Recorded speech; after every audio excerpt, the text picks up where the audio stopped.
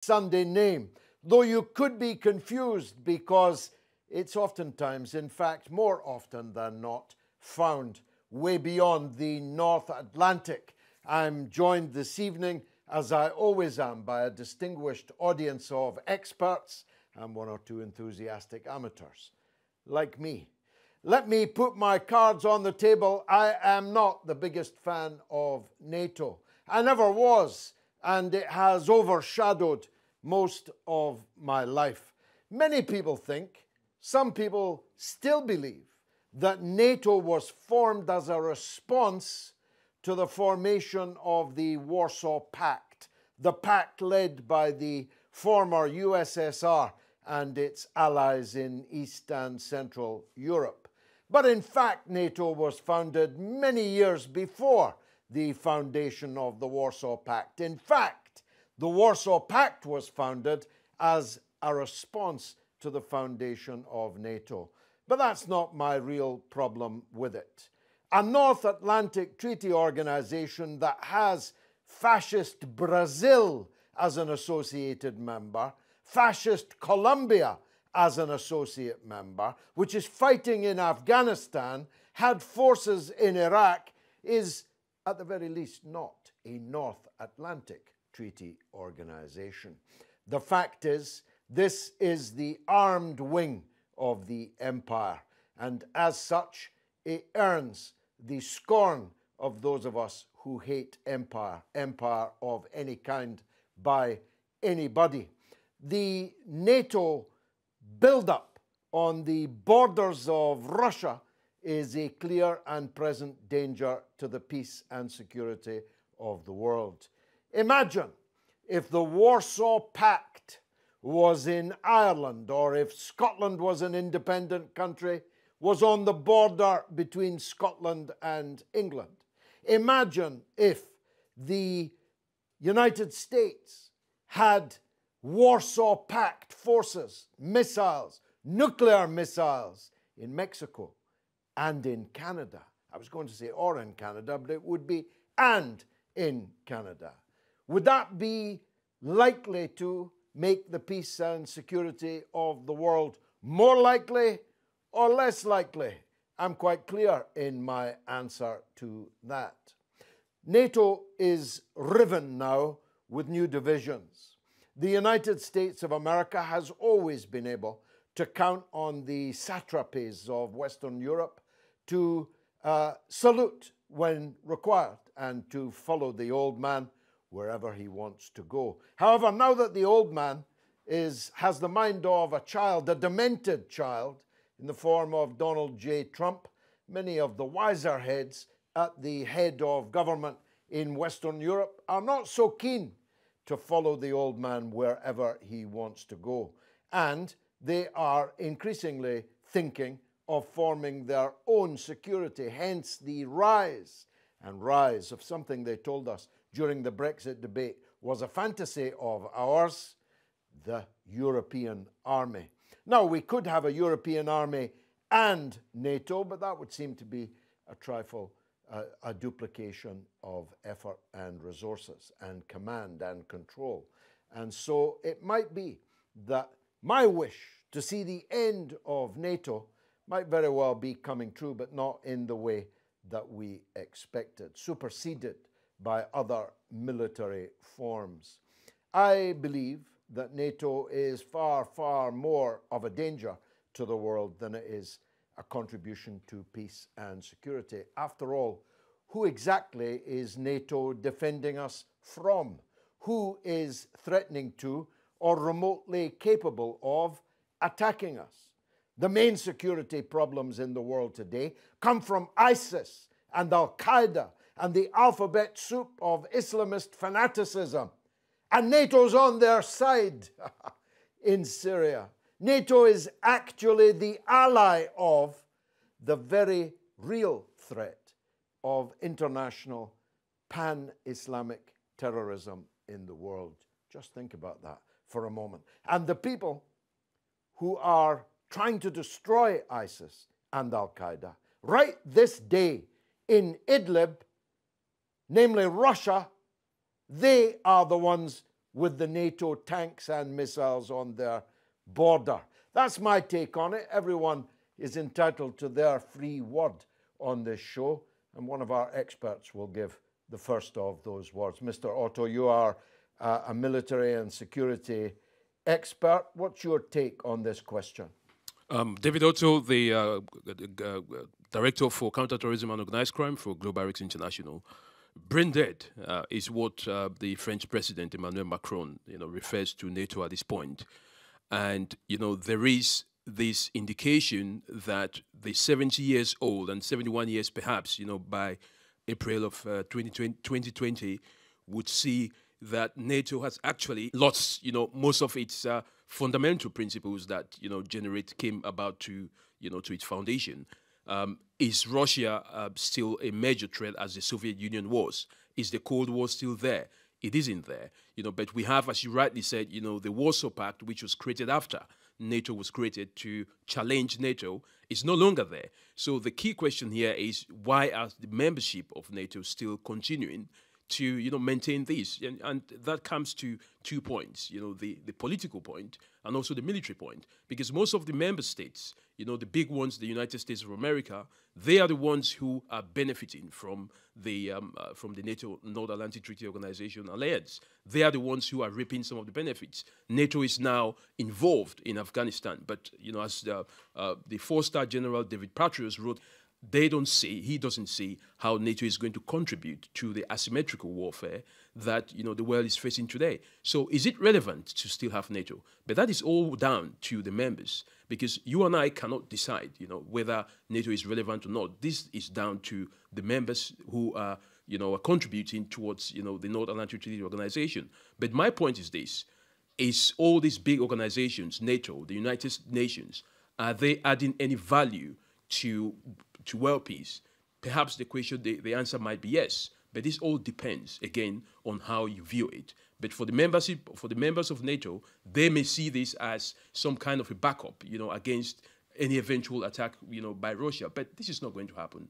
We know that Russia will not, attack the United States, because they are all superpowers. So maybe it's time for NATO to look back and say, we've been existing for 70 years.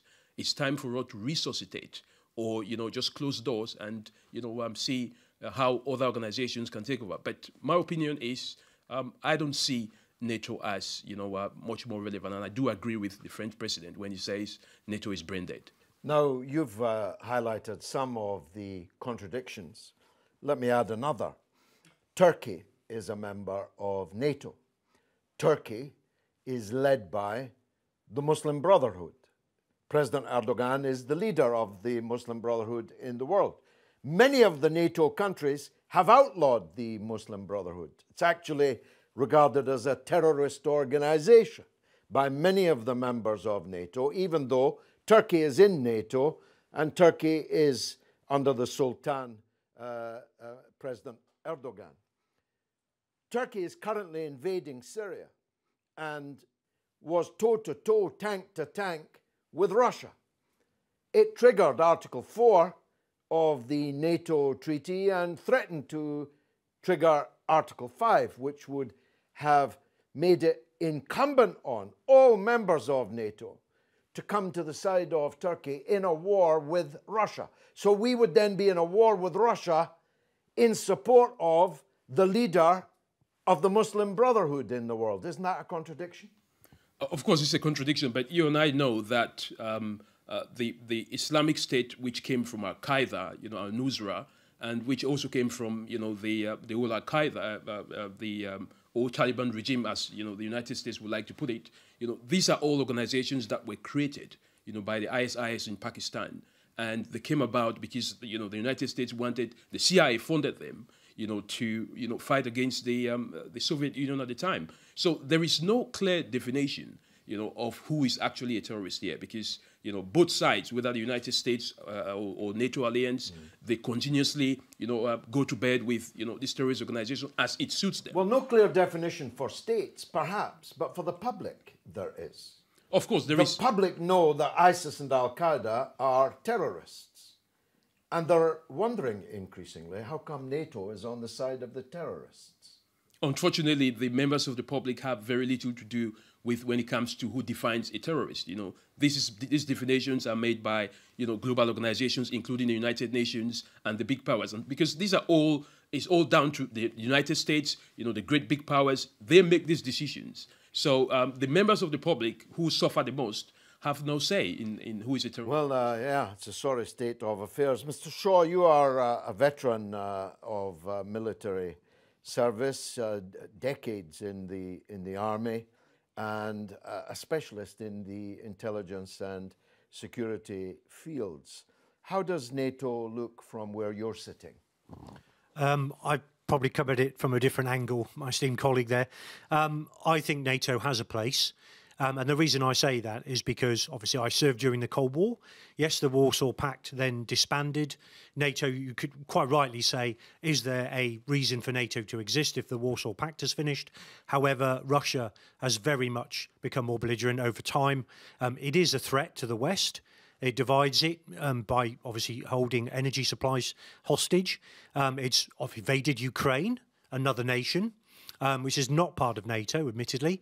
But those sort of actions that sort of behaviour concerns NATO. Russia has got an awful lot of troops mobilised on the border of the Baltic states, which is why NATO has put... In Russia, you mean? Inside Russia, inside their own border, but it wouldn't take them 20 minutes to mobilise and drive across everyone's the entitled Baltic to states.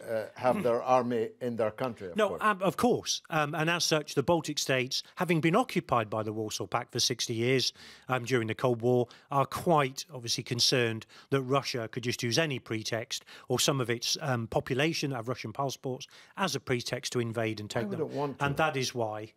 because, one, it gains them access to the Kaliningrad corridor, to the Baltic Sea. A lot of the Russian actions are about access to warm seaports. A lot of their seaports are frozen, and as such, for example, they were never really going to give up the Crimea. It was always a port in a warm sea that they require. So from a strategic point of view, they're not going to want to give up that ground.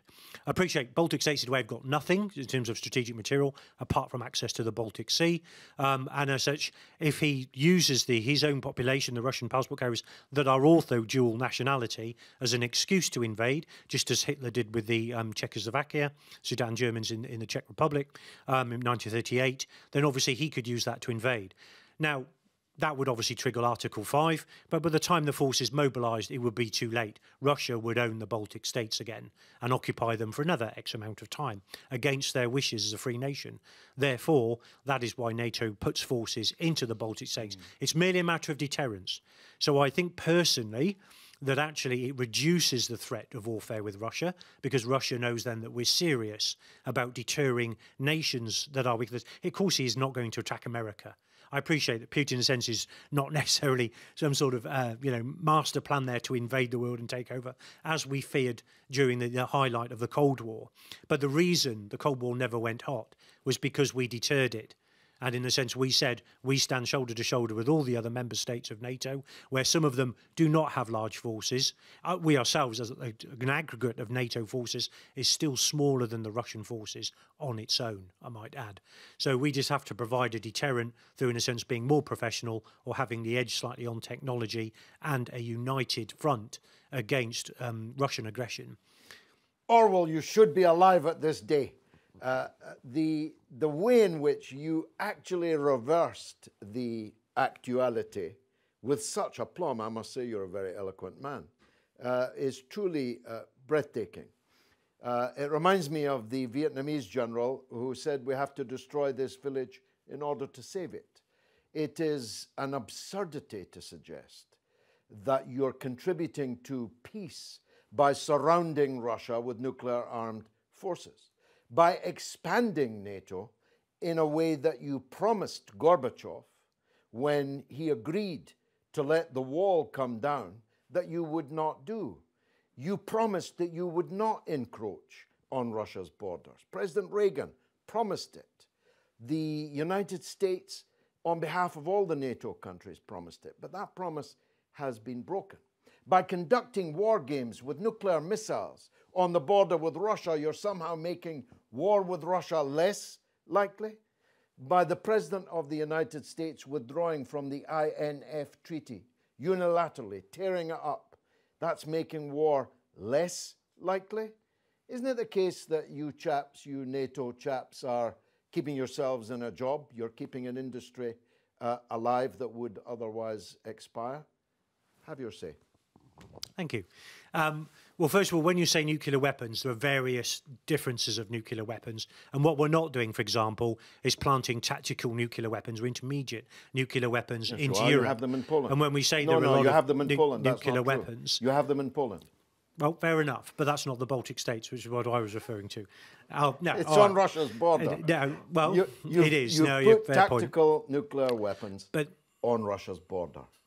But then Russia also has nuclear weapons. In Russia? In Russia, yes. It doesn't have nuclear weapons in Canada. Poland doesn't have its own nuclear weapons, and neither do the Baltic states. They're American. Neither does Germany. That's my why point. America has put putting its them there. nuclear weapons Russia has its in own. Poland.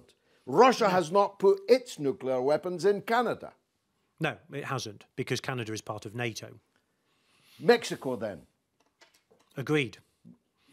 I agree. It hasn't put them in Mexico. Wouldn't you, sir, regard any Russian placing of nuclear weapons in Mexico as a threat to the security of the United States? Yes, absolutely. Why not then when the boot's on the other foot? Oh, no, absolutely. I agree with your point that it is, in a sense, can be perceived by the Russians as threatening behaviour. But with the point I come back to is the Russians have a large conventional force, still larger than NATO put together. And as such, as a little bit of the theory during the Cold War was, what if the Russians decide to take Europe, or they go through the Baltic states and don't decide to stop because, in a sense, they're winning and doing well, then and it might be perceived by NATO as the only way to stop them would be to resort to nuclear weapons. And the deployment of them forward would be on the grounds that, well, you know that they're there, you know that we're serious, so we're hoping you won't bother to invade in the first place because you know our response will be robust. I'm very grateful for your presence. Let me just pose one last question to you at this stage. The Soviet Union was an existential threat to Western capitalist society. It wished, by existential I mean, it wished to replace Western capitalist society with its own form of ideology. But Russia is a capitalist country just like us. Why are you so, if you forgive the phrase, it's a bit pejorative, but obsessed by Russia? Why not do business with Russia as we do business with every other capitalist state? I actually agree with you in the sense of I think there are a lot of avenues for approaching and cooperating with Russia. Certainly on measures of counter-terrorism, for example, across the Islamist threat. We can do more with Russia. And in fact, the mere fact that we have this strained relationship and we're starting to close down on each other as we did in the Cold War, you know, increases really the fact that we should be engaging more with each other and have that openness and people visiting to understand each other as a culture and realise that there isn't all of those threats and it's not always the perceived picture of threat that is correct that we have. Ultimately, we should be cooperating with Russia. I totally agree. What I would say is that Russia is run by an ex-KGB officer who comes from the Cold War, the same way that I do. He's the elected president. He's massively disappointed that the Soviet Union dissolved. The United States was run by the former head of the CIA, President Bush. Yep. But because he was elected. Yes. No? No, President absolutely. Putin is the elected president. He is. Russia. No, I'm not disagreeing with that at all. All I'm saying is his attitude towards the West is concerning because he would rather obviously NATO went. Absolutely. But Russia has a huge standing army and has recently invaded other sovereign nations like the Ukraine, example. That's twice you've said that. Can you give me some evidence that Russia has invaded? You mean that it took back Crimea? Is that what you mean? Not just Crimea, but it is actually got Soviet forces in the east. There are no Russian forces in the east of Ukraine. And if there was, there would be no war in Ukraine. I've been there and there are. Well, I've been there and there aren't. I've seen there are Russian people. I've got Soviet conscripts who didn't realise that at the end of their mobilisation... Soviet conscripts? Well, Russian, they must be pretty old. Russian conscripts, I apologise. What a telling slip that is. No, I tend to use it too interchangeably true. Hairy-arsed they would conscripts be old. You're right, to be they Soviet would be old. conscripts. No, you're right, they're Russian conscripts. Is 30 years dead, and it is. Often amazes me the extent to which that is not grasped. Anyway, I've interrogated you enough. Thank you very much indeed for excellent contribution. Sir, would you like to comment?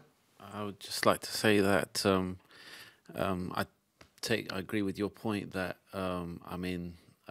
there's so much. My friends have gone to Russia, and there's so much they say we have to offer in terms of knowledge and in terms of doing.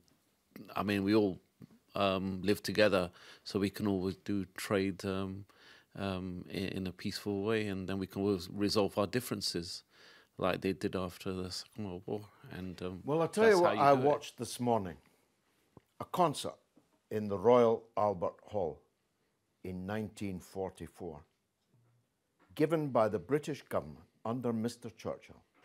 And you know what the banner behind the stage said, with Mr. Churchill sitting in the front row? It said, "Glory to the Red Army." We were not just allies of the Red Army. If it were not for the Red Army, we'd be conducting this conversation in German. Now, it's been marvelous, but I'll be back about NATO, which we've been told exists because of fear of Russia.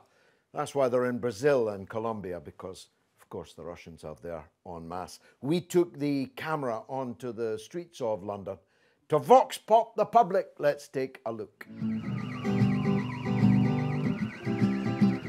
NATO is a product of the Cold War in 1949. Do you think we're in the same situation today?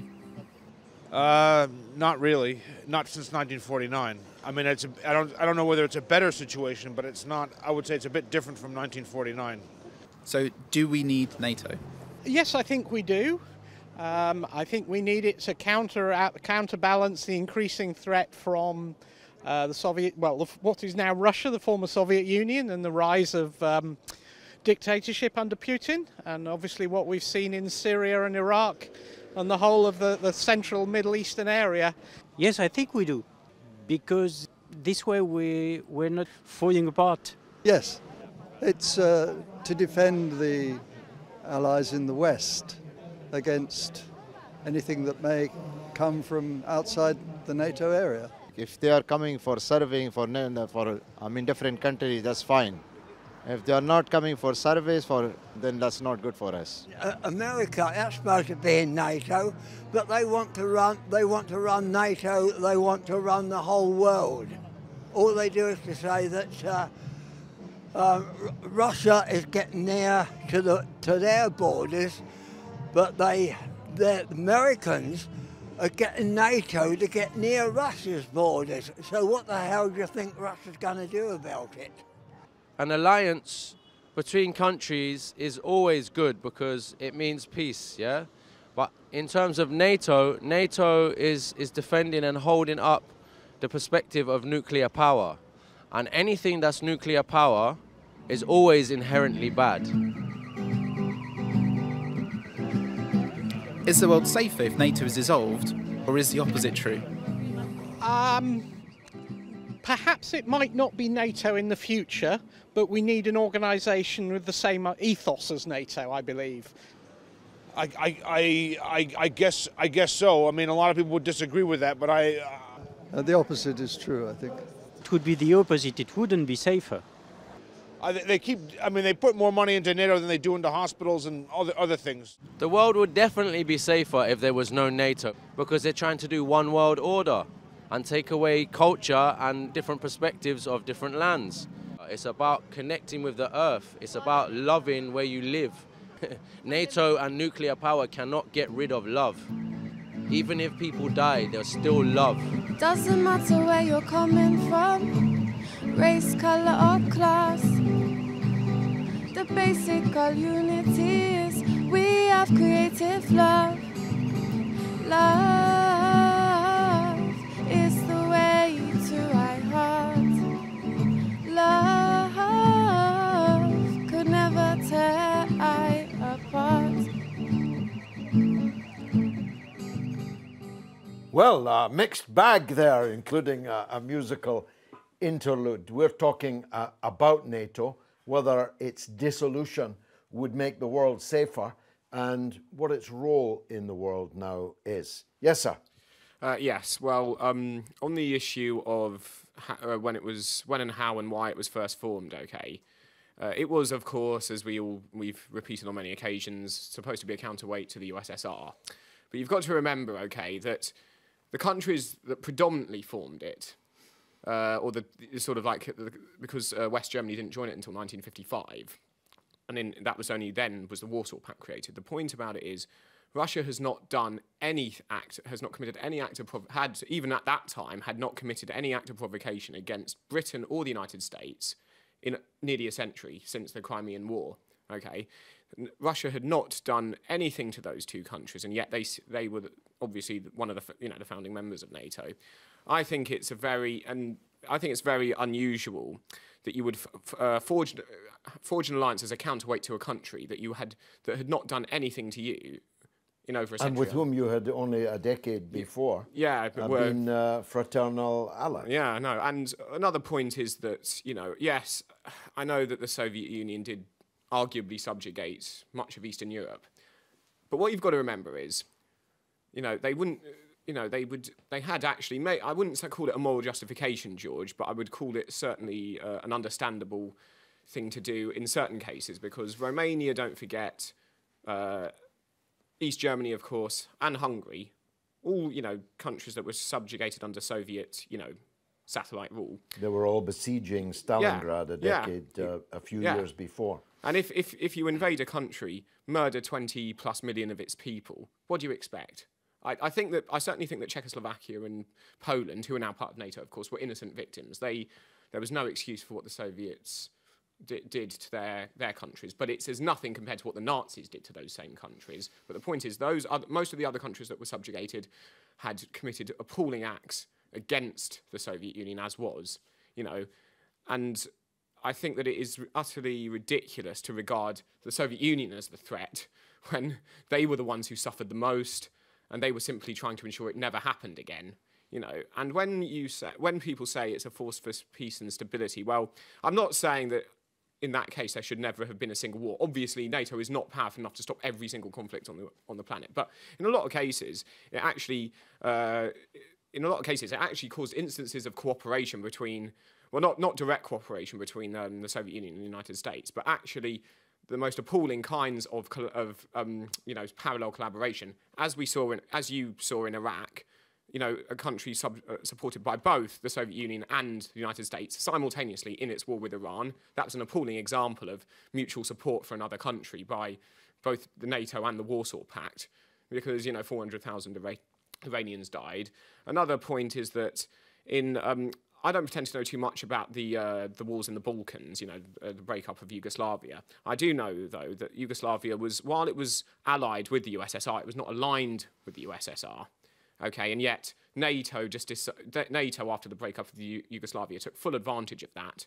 And while I do, to some extent, I'm not saying I agree with their involvement in that war totally, I can see that there were certainly some compelling arguments, like Milosevic's ethnic cleansing of, Bosnian Muslims. What I do think, though, is that in that case, the NATO, even after the Soviet Union broke up, took it upon itself to maybe not instigate a conflict, but, get involved in a very bloody affair right on NATO's doorstep.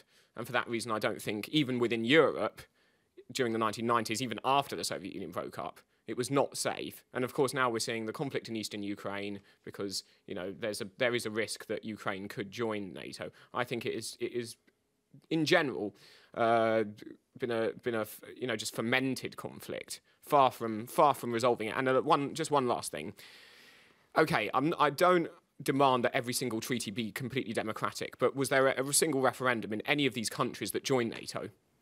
Was there? No, absolutely not. No. And if we had one in this country, you might be surprised at the result. And it's supposed to be like the upholder of democracy, but it's not in itself democratic. Quite. Well, Turkey was in it for decades under military dictatorship.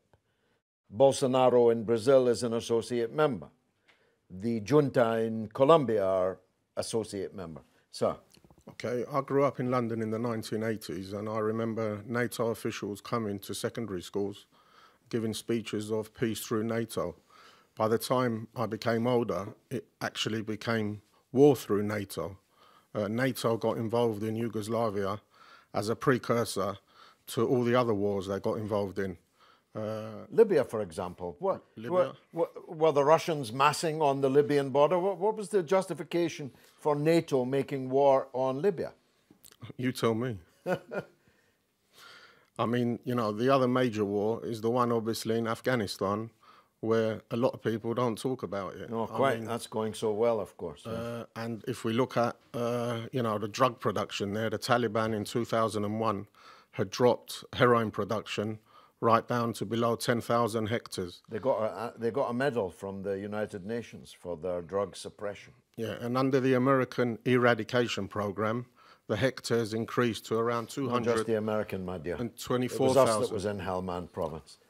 Let me take this lady in the middle. I think it's important to consider that, like everyone has mentioned, that initially while NATO was started as you know, a project to counter the rise of the USSR back in the day, pre-Cold War era. But the reason why it's continued so far as it has is because somewhere in the line, post-1990s, it became an imperialist proxy project for the US to kind of ensure their domination in global affairs. And I know that Europe is mentioned as the crux of NATO action, but you also have to consider the lethal effects of NATO in, like they've mentioned, Iraq and Afghanistan and Libya. Iran, of course. And I think one of my favorite quotations every time the topic of NATO has come up is by the then Secretary, the first Secretary General of NATO himself, General Hastings, when he said that the creation of NATO was to ensure that the Americans were kept in, the Russians were kept out, and the Germans were kept down. And I feel like that's just the kind of thing that's continued. And now you see this kind of crisis of this existentialist crisis that's come up with NATO, where they don't really see a reason for it to exist because predominantly Turkey wants to go their own way. The US is threatened by Russian and Chinese militarization, but at the end of the day, there seems to be no real purpose for NATO to exist, especially in line of... Don't they look for a purpose? They look for an enemy. When the Soviet Union was no longer there, they had to find another enemy. You used the word crux. Yeah. Europe was historically the crux, but actually most NATO wars nowadays are not anything to do with Europe. They're thousands of miles away from Europe. And I think one important question that needs to be asked is, has there anything fruitful come out of any of these humanitarian interventions that NATO has embarked on? Quite so. I don't think so. David? I think it's important for us to also consider the fact that when NATO was created, there wasn't any exit strategy. NATO did not have, you know, a sunset clause. Yeah, some kind of a clause that says, you know, this is the point at which, you know, we would close our doors. So it's important to look at it from that perspective and see the reason why NATO continues to look for relevance. As you rightly mentioned, you know, they invaded Libya, which has led to the current situation we have today. NATO is in Afghanistan, which is not working well. They are planning to deploy forces to Iraq. And, you know, so there is a continuous search for a relevance of organization that was created with no exit strategy. So I think the most important thing is for member states, you know, who are paying, you know, their resources and contributing to this alliance to make that decision as to when is it that, you know, we should pull out of it. But you know that the smaller member states, you know, the Balkan states, you know, are quite worried, or they've been made, you know, to worry about they are not being a member of NATO, seeing Russia as a threat. So these are all elements of geopolitics, which, you know, the media continuously pushes forward to make sure that these organizations stay relevant. But we are at the stage of the 21st century where asymmetric warfare is the order of the day. You know, we no longer, you know, are expecting to have the First and the Second World War that, you know, people that we had in the days, you know, prior to the Cold War. So I think it's important for, you know, for us to look at all these dynamics and understand why this beast that is called NATO continuously exists. It has no exit plan, and it continuously looks for ways that it can survive. And that is how NATO is run, like any other organization. Robert, how is the developing idea of a European army an existential threat to NATO. A European army, of which I'm not in favour, and we've left the European Union anyway, thank God, but at least that would be an army of a collection of democratic countries, which NATO is not. Would a European army not be preferable to NATO?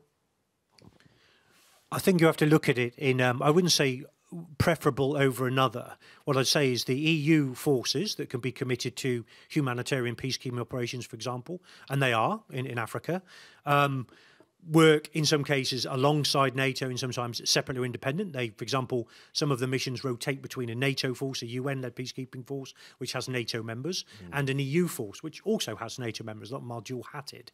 What I would say that if you look at it, UN peacekeeping forces coming from across the globe, 197 nations, NATO forces that also do peacekeeping tours, and EU tours, they're all in a sense a tool in a box. So where one needs to have a break, let's say the UN can't do everything and doesn't have the money, the funding or so on, then in a sense NATO forces can go in, and the idea is to provide stability to that country and try and grow the economy and make things better to try and prevent the onset of terrorism. And the EU also do that. I wouldn't say necessarily they're a direct competitor. They are an associate of. I think Macron thinks that, don't you? Well, I think I can understand Macron's sentiment when he says, oh, you know, NATO is brain dead.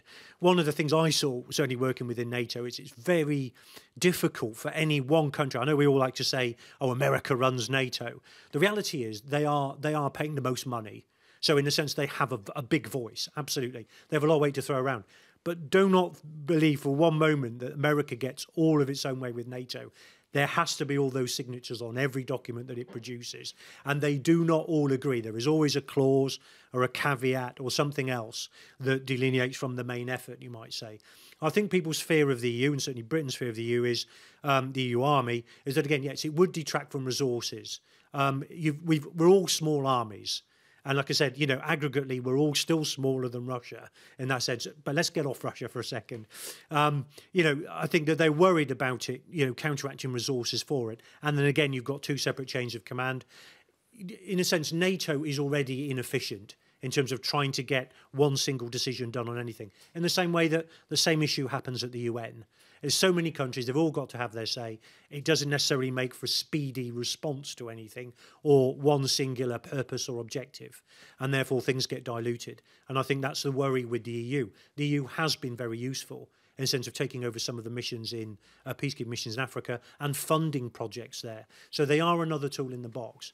But I think equally, you know, there is a fear that they just take away resources and they're not required. And it would be very much European-centric. I'll be frank with you. Maybe one way of looking at it from a sort of NATO point of view would be, well, if you had the EU army and you dissolved NATO, would it replace it? No. And the reason I say that, because we come back to that point, is the Americans by far have the larger force or the largest part of NATO in the same way that Russia is also a large superpower. So ultimately, an EU army would not be able to stand up and invoke Article 5 and stop them being invaded by somebody else. The only way they can do that is with American assistance. Yeah, I mean, I could have a long debate with you about if the Soviet Union did not invade Western Europe when it was a communist threat to the existence of Western Europe's way of life, why would Russia, a capitalist country, invade Western Europe? But I was taken by your thrice reference to Africa. We have a number of people in the audience of African origin. I'm just wondering why you think it's a good idea for the European colonial powers to now be sending their soldiers back to Africa. Only in terms of providing peace and stability to allow the training of a national force to to basically provide that the basis of the empire for 200 years, wasn't it? We'll hold their hand until they're it's not worked, has it? Oh, no, I agree. The missions have been going on far longer than they should have been. And as you said, doesn't seem to be a sunset clause in there for us to actually walk out. And that is obviously a huge funding issue for the constituent parts of the UN. Cynic, Robert, they're funding it. If I was an African, I'd think you were up to something else rather than concerned with my peace and stability. I'd think you were there to nick our stuff like you did for a couple of centuries. At the end of the day, we've sent forces in. They don't bring anything out. All they do is spend money training the local nationals, to take over their own security. It's not really that empire image. I appreciate people there that remember the old British Empire, etc. You know, might well see that as a concern. I would totally understand that point of view because they lived through it and they saw the old British Empire. What I'd say is there, as part of a UN peacekeeping mission or an EU mandate, they are there at the invitation of that country. Well, that They're country's there at the government. permission of that I mean, country. Mali, for example, has You know. invited France, but the government of Mali is an extremely contested term. You know, you get an undemocratic tyrant inviting white European armies to come and stabilize their power in an African country. Let's hear from Madam. My name is Fatima. I don't believe that NATO or any Western country has real interest in Africa's stability, honestly. And I think if they did, you could use the image or the structure that you have in your own countries as a system, and you could help effectively those countries. And I don't think that's what's happening today. And it's like, I would say the word is invasion. What France is doing again and bringing up the military again to African countries after we have discussed what's happening today with the coin in Western Africa. And that all happened all of a sudden. France is reoccupying Africa. Exactly. Imposing its currency and there's no help form whatsoever of government and when its it comes choice to of politicians. Exactly. So I don't Britain see, would if it could. But the French I are don't ahead. see NATO having a real interest in helping an African country and even to rebuild a military force. I don't think that's the idea, and I don't believe it. That's my opinion. Madam. Sorry, let me just add this because you know when you speak of Africa, you know I think as somebody who has been to most of these African countries and being an African myself, I have seen the activities. You know, you said France has recolonized. I don't think France ever left Africa in the first place. France has continuously been in Africa at the detriment of the weak African governments that, you know, somehow have been coerced, you know, by the assimilation system of governance, you know, of the French. And that continuously has an impact, you know, in the Luptako-Goma region, which is Mali, Burkina Faso, and Niger, you know, today, where you see there is a concoction of terrorist organizations that some of them have left the now defunct Islamic State and have crossed over to the same Libya that has been destabilized as a result of French intervention, and now are residing, you know, within the Sahel and causing all sorts of havoc within the region. The European Union is there, the United Nations is there. These organizations do not understand the cultural dynamics of these African governments in terms of how to bring instability. They want to transfer this form of, you know, democratic system of governance in a system that is fairly, you know, new and doesn't really need an immediate or revolutionary change in terms of their governance system. So I think it's important for us to understand that all this idea of, you know, NATO helping Africa or the EU helping Africa, they're not helping. You know, they are there specifically for their own interests. Go to Central African Republic, where I've been, you know, you would see the chaos that is, you know, is being caused in that region. Go to Somalia, for example. You know, the same thing is there. Go to Nigeria, in the northeastern Nigeria. Boko Haram has, you know, multiplied to the Islamic State of West Africa province. They are still there. But, you know, the United Nations, the United States, Britain, and all these superpowers talk about we're assisting these countries. Yet, the level of violence keeps increasing as the day goes. This region is now the most dangerous region. But, you know, the resources that are there, where are they going? Most of these resources have been taken from the back door. So, you know, Africa needs to really wake up. And that is where I call for the African Union, you know, to take its position. But it can't do that because the African Union itself depends on, you know, the United Nations, depends on countries like China for, for its resources.